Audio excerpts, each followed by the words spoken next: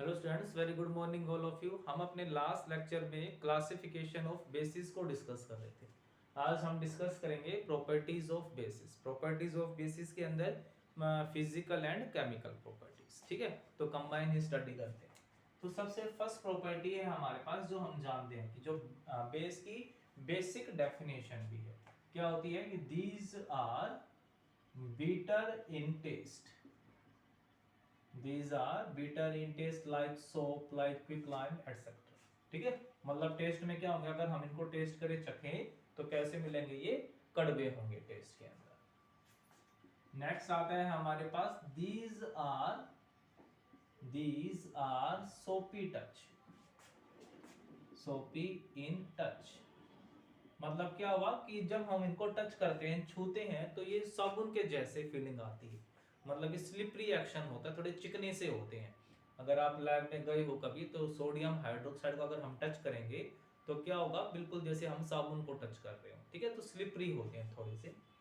Number third, these are also like acid corrosive in nature. ये भी क्या होते हैं, कोरोजिव होते हैं। मतलब कि एसिड के जितने नहीं होंगे बट कोरोजिव होंगे, हार्मफुल हो सकते हैं। मतलब क्या करोगे, अगर मैं क्या करूं, सिंपल एक बेस का क्रिस्टल लूं, उसको अपनी हथेली पे रखूं, थोड़ा सा पानी डालूं क्योंकि वाटर जरूरी है, और अपनी हथेली को मैं टाइट बंद कर लेता हूं, तो आप देखोगे कुछ सेकंड में ही आपकी जो पाम होगी जलने लगती है, मतलब जलन होने लगेगी वहां पर।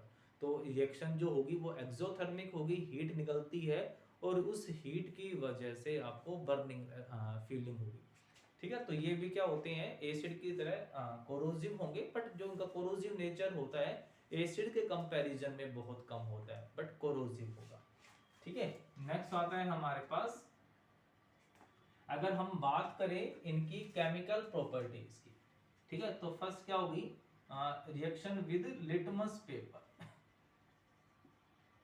रिएक्शन विद लिटमस पेपर, तो ये क्या करेंगे, जो एसिड थे वो क्या कर रहे थे, रेड को, सॉरी, ब्लू को रेड में, और ये बेस क्या करेंगे, रेड को ब्लू में कन्वर्ट कर देंगे, ठीक है। अज्यूम करो कि हमारे पास जो लिटमस पेपर है, एक सिंगल लिटमस पेपर है, एक ही है बस, लैब में एक ही लिटमस पेपर है, बाकी सब खत्म हो गए हैं।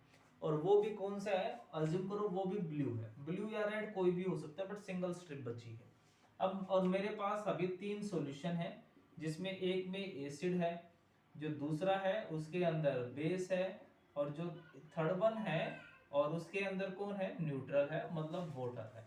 हमें नहीं पता किसके अंदर क्या था, बस ये पता है एक एसिडिक है, एक बेसिक है, एक न्यूट्रल है। और जो और अपने पास जो लिटमस पेपर है, लिटमस स्ट्रिप है, वो सिर्फ एक बची है, ब्लू ब्लू की। तो क्या करोगे आप, उस स्ट्रिप को तीनों के अंदर बारी बारी से डिप करोगे, ठीक है। तो जिसके अंदर भी ब्लू क्या हो जाए, रेड हो जाए। सिर्फ भाई जो एसिड होगा सिर्फ उसी के साथ रिएक्शन करेगा, और एसिड क्या कर देगा, ब्लू को रेड में। अज्यूम करो ये इसके अंदर कलर था, वो क्या हो गया, रेडिश हो गया। तो इसका मतलब ये सॉल्यूशन कैसा हो गया, एसिडिक हो गया। अब बचे ये दोनों, अब इसको कैसे चेक करोगे कि इनके अंदर कौन सा होगा। तो जो अब हमारे पास जो रेड स्ट्रिप है उसको फिर से यूज कर सकते हैं। अब मैं उस रेड स्ट्रिप को बारी बारी दोनों में डिप करूंगा। अज्यूम करो इसके अंदर वहां पर कोई भी चेंज नहीं हुआ, तो इसका मतलब ये कौन हो गया, वाटर हो गया, न्यूट्रल हो गया। और ये जो तीसरा है जो बेसिक होगा, जैसे ही आप इसके अंदर स्ट्रिप डालोगे, वो रेड किस में कन्वर्ट हो जाएगी, ब्लू के अंदर, जो कंफर्म करेगी कि इसके अंदर कौन होगा, बेस होगा। मतलब कि हम एक सिंगल स्ट्रिप से ही तीनों को डिस्टिंग्विश कर सकते हैं, ठीक है। तो ध्यान रखना है। नंबर सेकंड आता है हमारे पास, इनको हम क्या बोलते हैं, इंडिकेटर्स। इंडिकेटर्स क्या होते हैं, ऐसे केमिकल सब्सटेंसेस जो एसिड और बेस के साथ डिफरेंट प्रॉपर्टी शो करते हैं। जर्नली डिफरेंट कलर हो सकता है, या फिर डिफरेंट स्मेल दे सकते हैं। जो डिफरेंट स्मेल देते हैं उनको ओल्फैक्टरी इंडिकेटर्स बोलते हैं, ठीक है। जो एसिड के अंदर कुछ अलग स्मेल आएगी, बेस के अंदर कुछ अलग स्मेल आएगी। और बाकी क्या होते हैं हमारे पास, कलर इंडिकेटर्स, मतलब कि जो एसिड और बेस के साथ अलग अलग कलर शो करते हैं। जैसे हल्दी का नाम सुना होगा आपने, हल्दी भी किसका काम करती है, हाँ, इंडिकेटर का काम करती है। अगर हल्दी की हम रिएक्शन करवाएं किसके साथ, बेस के साथ, तो वो उसको किस में कन्वर्ट कर देगी, रेडिश रेडिश में। देखा होगा आपने, अगर व्हाइट क्लोथ्स के ऊपर कढ़ी की सब्जी, आलू की सब्जी कुछ भी गिर गई है जिसके अंदर हल्दी होती है, तो जैसे ही उसके ऊपर साबुन लगाते हैं हम, तो वो जो हल्दी का दाग था हल्का हल्का रेड हो जाता है। तो वो भी क्या शो करती है, वो किसकी तरह यूज हो रही है, एक इंडिकेटर की तरह, है ना, जो कि बेस के साथ किस में कन्वर्ट हो जाती है, रेडिश कलर के अंदर कन्वर्ट हो जाएगी। तो ये हमारे पास इंडिकेटर्स होते हैं जो डिस्टिंग्विश करते हैं एसिड को बेस से। नेक्स्ट आता है हमारे पास मिथाइल ऑरेंज। अब जो मिथाइल ऑरेंज है ये क्या करेगा, ये बेस के साथ रिएक्शन करके उस ऑरेंज कलर को कन्वर्ट कर देगा येलो में। ठीक है, एसिड के साथ रेड में कन्वर्ट हो जाएगा, जबकि बेस के साथ येलो कलर में कन्वर्ट हो जाएगा। नेक्स्ट आता है हमारे पास फिनोफ्थलीन सॉल्यूशन। जो फिनोफ्थलीन होता है वो एसिड के साथ कुछ भी नीचे कलरलेस का कलरलेस रहेगा, बट बेस के साथ रिएक्शन करके वो पिंक में कन्वर्ट हो जाएगा। मतलब कि अगर मेरे पास बेसिक सॉल्यूशन है और उसके अंदर इवन मैं सिर्फ एक ड्रॉप फिनोफ्थलीन के डाल दूंगा तो पूरा का पूरा सॉल्यूशन कैसा हो जाएगा, पिंक कलर का हो जाएगा। ठीक है, नेक्स्ट आती है हमारे पास reaction with acid. Reaction with acid, तो ये जो तीनों हैं ये हम किसकी तरह यूज करेंगे, एज ए इंडिकेटर।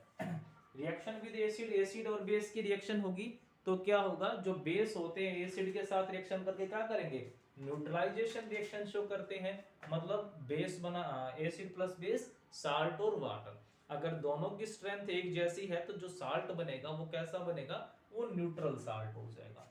जैसे हमारे पास बेस हो गया NaOH, रिएक्शन करवाऊंगा एसिड के साथ और क्या बना लेगा ये NaCl प्लस वाटर। तो NaCl क्या हो गया हमारे पास, साल्ट हो गया और वाटर। तो हमेशा यही, जो बेस होगा वो OH नेगेटिव आयन देगा, जो एसिड होगा H पॉजिटिव आयन देगा, H पॉजिटिव और OH नेगेटिव क्या बना लेगा, H2O वाटर बना लेगा। ठीक है, तो एसिड बेस रिएक्शन होगी साल्ट और सॉरी वाटर, और जो आयंस बच गए वो क्या बना लेंगे, साल्ट बना लेंगे। नेक्स्ट रिएक्शन आती है हमारे पास रिएक्शन विद मेटल्स। ठीक है, सभी मेटल्स रिएक्शन नहीं करते हैं बेस के साथ, कुछ स्पेसिफिक मेटल्स ही होते हैं जो बेस के साथ रिएक्शन कर जाते हैं, लाइक एल्यूमिनियम, जिंक एटसेट्रा। ठीक है, सबके सब रिएक्शन नहीं कर पाते हैं। रिएक्शन विद मेटल्स, मेटल के साथ रिएक्शन। तो जब हम रिएक्शन करवाएंगे बेस की मेटल्स के साथ तो क्या बनाते हैं, वो हाइड्रोजन गैस इवॉल्व करते हैं, प्लस क्या बना लेगा, साल्ट बन जाएगा। जैसे हमारे पास NaOH है, और अगर मैं इसकी रिएक्शन करवाऊं जिंक के साथ तो क्या बनाएगा, sodium zincate, Na2ZnO2 plus hydrogen gas इवो, सोडियम जिंकेट बना लेगा।